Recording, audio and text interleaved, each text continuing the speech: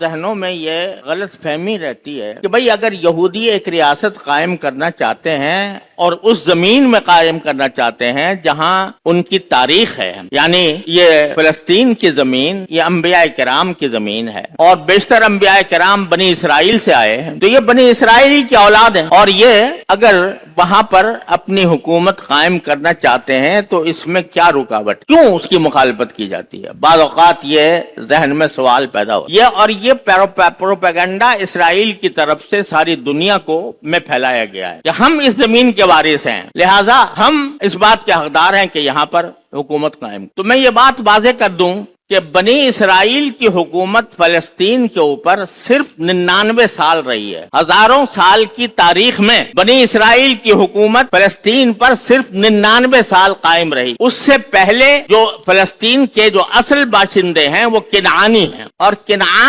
کنعانی یہ وہ قوم ہے جو جزیرے عرب سے منتقل ہو کر فلسطین میں آ کر آباد ہوئی۔ گویا شروع سے اس کی جو ابتدا ہے وہ عربوں سے ہو جو وہاں سے منتقل ہو کر فلسطین میں آباد ہوئے تھے، اور صدیوں وہ اس میں قائم رہے۔ اس کے بعد حضرت موسیٰ علیہ السلام کی تشریف آوری کے بعد حضرت سموئیل علیہ السلام کی سرکردگی میں فلسطین کو فتح کیا گیا، اور اس وقت سے لے کر 99 سال بنی اسرائیل نے حکومت کی۔ اگرچہ وہ حکومت ٹوٹتی پھوٹتی رہی اور اس کے اندر مختلف دراڑیں پڑتی رہیں، خود ان کی بدعمالیاں جو ہیں وہ انہوں نے انبیاء کرام کو قتل کیا۔ اس میں قرآن کریم میں اس کی صراحت ہے کہ اپنے دور حکومت میں انہوں نے انبیاء کرام کو قتل کیا۔ اب بھی ان کی تاریخ جو عہد نامہ قدیم بائبل کے اندر موجود ہے اس میں یہ موجود ہے کہ ہزاروں انبیاء کا قتل کیا ہے انہوں نے اس 99 سال کی تاریخ۔ 99 سال حکومت کرنے جو آخری حکومت ختم ہوئی یہودیوں کی فلسطین کے اوپر، اس کو 1800 سال بیت چکے ہیں، 1800 سال۔ اس 1800 سال کے دوران ایک لمحے کے لیے یہودی حکومت وہاں پر موجود نہیں رہی فلسطین، ایک لمحے کے لیے 1800 سال۔ اب ایک آدمی یہ کہتا ہے کہ جی 1800 سال کے بعد چونکہ میرے آباء و اجداد 99 سال وہاں پر مقیم رہے تھے، لہذا میں حقدار ہوں کہ یہاں پر حکومت کروں، اور اس وقت جو باشندے ہیں ان کو باہر نکال کر باہر کروں اور میں حکومت کروں۔ یہ فلسفہ اگر ایک مرتبہ تسلیم کر لیا جائے تو بتاؤ موجودہ دنیا کا کیا حال بنے گا؟ پھر ریڈ انڈینز کہیں گے کہ امریکہ کے اوپر تو صدیوں ہماری حکومت رہی ہے ریڈ انڈینز کی، اور اس کو بہت زیادہ عرصہ بھی نہیں گزرا، 1800 سال بھی نہیں گزرے، تو اب ہمارا حق ہے کہ ہم امریکہ کے باشندوں کو امریکہ سے نکال کر ریڈ انڈینز کی حکومت قائم کریں، اور پھر ایک ملک کے اوپر موقوف نہیں، ساری دنیا کے ممالک میں یہ اگر اصول تسلیم کر لیا گیا تو موجودہ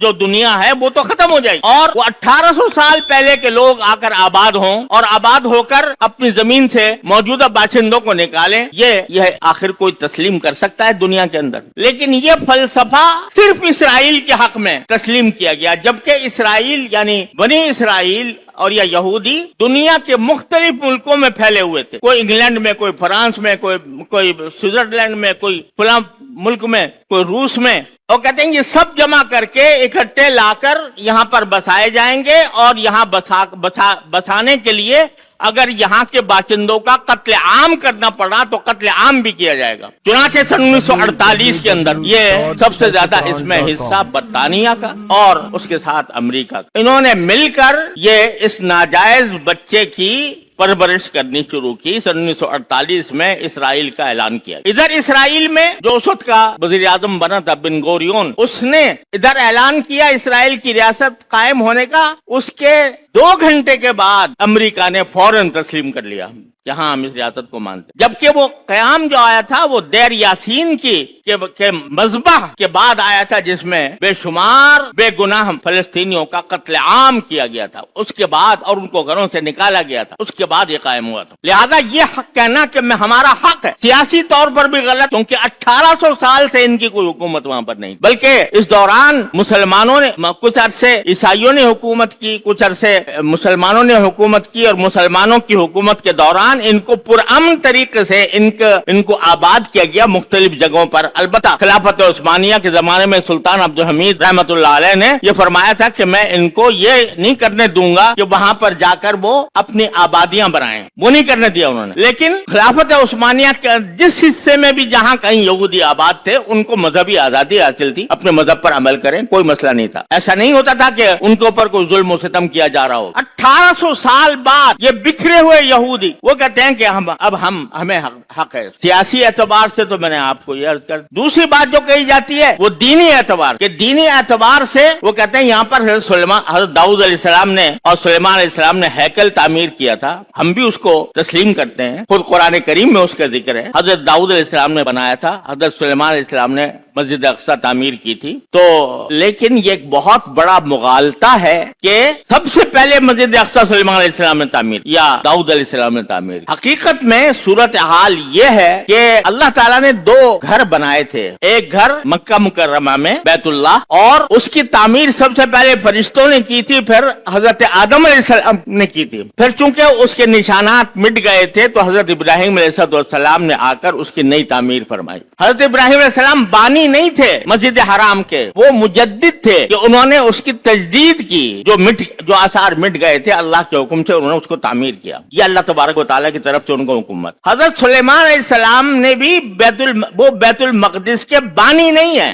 रिवायात से मालूम होता है कि जिस तरह काबे की तामीर सबसे पहले हजरत आदम अलैहिस्सलाम ने की थी, उसी तरह बैतुल मक़दिस की तामीर भी हजरत आदम अलैहिस्सलाम ने, लेकिन उसके आसार मिट गए थे तो सुलेमान अलैहिस्सलाम, हजरत दाऊद और सुलेमान अलैहिस्सलाम ने उसको तजदीद फरमाई। जैसे इब्राहिम अलैहिस्सलाम ने काबे की तजदीद फरमाई थी, इसी तरह उन्होंने तजदीद फरमाई। लिहाजा ऐसा नहीं है कि ये बनी इसराइल ने तामीर की हो, हजरत दाऊद सुलेमान अलैहिस्सलाम ने की, और वो हमारे भी पैगंबर हैं। तो इसलिए उसकी बिना पर यहूदियों को उस पर दावा करने का कोई हक नहीं पहुंचा, जबकि उनकी तौरात, जिसको तौरात कहते हैं वो, या जिसको अहदनामा कदीम कहते हैं, उसके अंदर ये मज़कूर है कि सुलेमान अलैहिस्सलाम आखिर में मुर्तद हो गए, काफिर हो गए थे, बुत परस्ती इख्तियार कर ली थी। एक तरफ उनकी तौरात ये कह रही है, जिसको वो तौरात कहते हैं, कि हजरत सुलेमान अलैहिस्सलाम मुर्तद हो गए थे, काफिर हो गए थे, बुत परस्ती करनी शुरू कर दी थी। एक तरफ ये कह रहे हैं, कुरान ने उसकी तजदीद की, वमा कफर सुलेमान वलाकिन शयातीन कफर। सुलेमान अलैहिस्सलाम काफिर नहीं हुए थे, लेकिन शयातीन काफिर हुए थे। तो वो एक तरफ तो कह रहे हैं उनको काफिर, मुर्तद, बुत परस्त, और कहते हैं फिर उनकी यादगार जो है इस वास्ते हम उसके हकदार हैं।